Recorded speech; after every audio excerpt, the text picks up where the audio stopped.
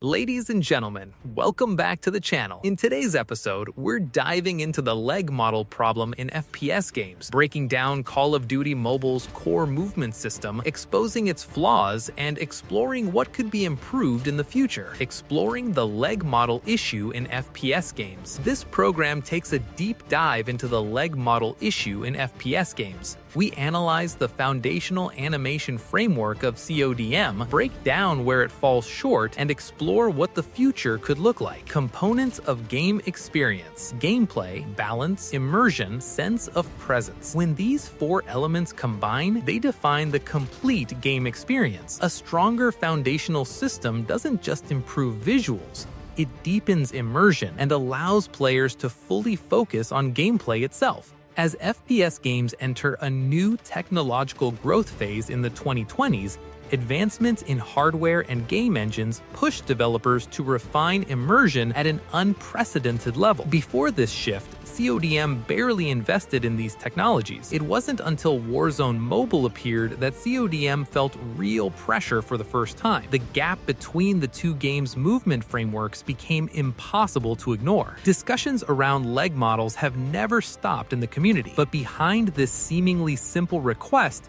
lies a much deeper issue. Codm's core animation framework is fundamentally outdated. That's why today's episode uses leg models as an entry point to uncover the much larger structural problems hidden beneath Codm's movement system. In the early stages of FPS development, technical limitations meant that what players controlled looked like a human, but functioned like a pair of floating hands. At the time, developers didn't consider this a real issue. Even if they wanted full-body representation, early hardware and game engines simply couldn't support it, so everything had to be simplified. After 2009, FPS games entered their first golden era. Visual quality improved rapidly, foundational systems became deeper and more complex, and global FPS standards reached a new level. Next-generation Battlefield titles led this shift, delivering near-perfect immersion and shaping FPS design for the next decade. Developers stopped focusing only on shooting mechanics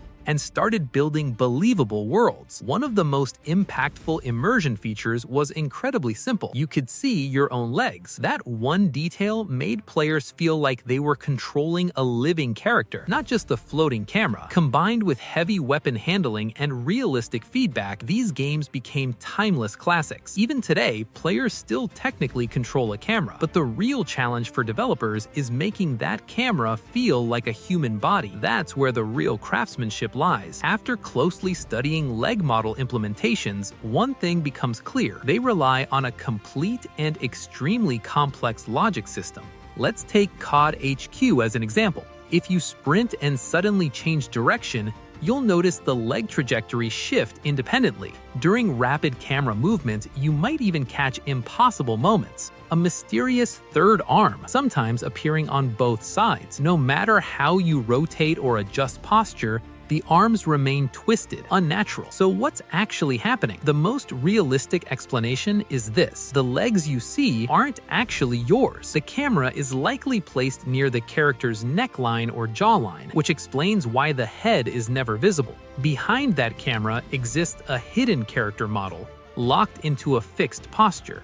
A second camera is placed at the weapon viewpoint while the rear model's head is hidden. When you move forward, you're essentially dragging the upper body of that hidden model. Both models must synchronize speed, rotation, and latency independently. Turning requires a brief delay. Forward movement requires trajectory alignment. When this system fails, you see a third hand. Simply put, the legs you see don't belong to the character holding the gun. They belong to a second model behind you. Two separately rendered models bound into one control system.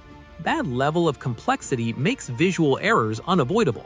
That's why even advanced FPS games still suffer from animation bugs. It feels like your body, but technically it isn't. To understand this properly, we need to talk about third-person systems. Games like PUBG aren't true FPS titles. They are third-person games with a first-person camera added near the jawline. In reality, two cameras exist, one near the waist, one near the head. Third person is built first, first person is added later. As long as camera clipping is avoided, the system works. Now flip that logic. Why does CODM's third-person BR mode feel so awkward? Why do crosshairs feel unreliable, especially with snipers and SMGs? Shots miss even when the crosshair looks perfectly aligned. That's because CODM was built as a first-person game first. Third person was added later, without independent mechanics or proper optimization. Some old PUBG mobile movement code was even left behind, creating bugs. At its core, CODM never built a real third-person system. It just added a camera. Among current COD titles,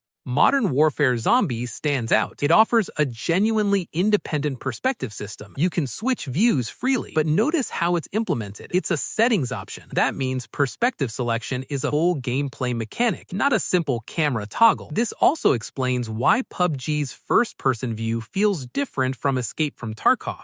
Tarkov systems serve first-person only. PUBG systems serve third-person first. And that's why even after 5 years, CODM still struggles with third-person gameplay and leg models. To truly fix leg models, CODM would need to rebuild its entire third-person framework from the ground up. Some fixes show the developers have tried, but very carefully. Early CODM allowed players to use emotes to force third-person vision and peek behind cover. That exploit was later fixed by hiding character collision during emotes. CODM and the leg model issue. Better leg models may arrive in the future, but not right now. According to unofficial information, a large portion of CODM's original development team is no longer working on the project. The team is understaffed, and the workload for a full framework overhaul is massive. Progress in the next 2 to 3 years remains uncertain. When CODM launched in 2019, players didn't demand advanced animation systems, but as FPS games evolved, including Warzone Mobile,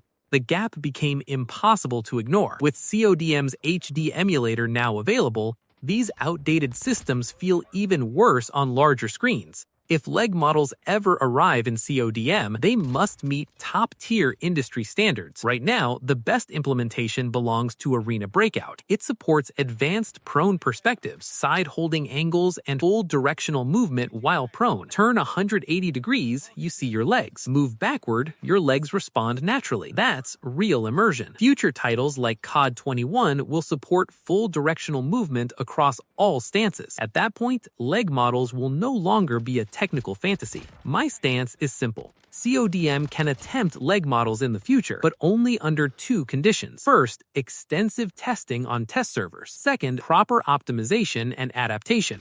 Right now, no mobile FPS has perfectly optimized full directional movement systems. A leg model that doesn't harm gameplay is unlikely within the next 5 years. Leg models aren't impossible, but releasing them too early would be a mistake. Advanced technology development defines the late stage of the third industrial revolution. Forced implementation and framework-breaking changes are common and dangerous. CODM has clearly suffered setbacks due to staffing instability. With core developers gone, newer team members hesitate to touch foundational systems. Games evolve fast. If CODM fails to keep up, it risks being left behind. And once Western developers fully master mobile optimization, CODM will face serious competition. Legends, quick quiz for you. I put a lot of work into this video, so be honest in the comments. 1. How many minutes did you actually watch? 2. Did the video feel boring at any point, or did it feel like just part of your normal routine? I want your real, honest feedback. No sugarcoating. Thank you for watching, Legends. Stay safe, stay sharp, and I'll see you in the next one.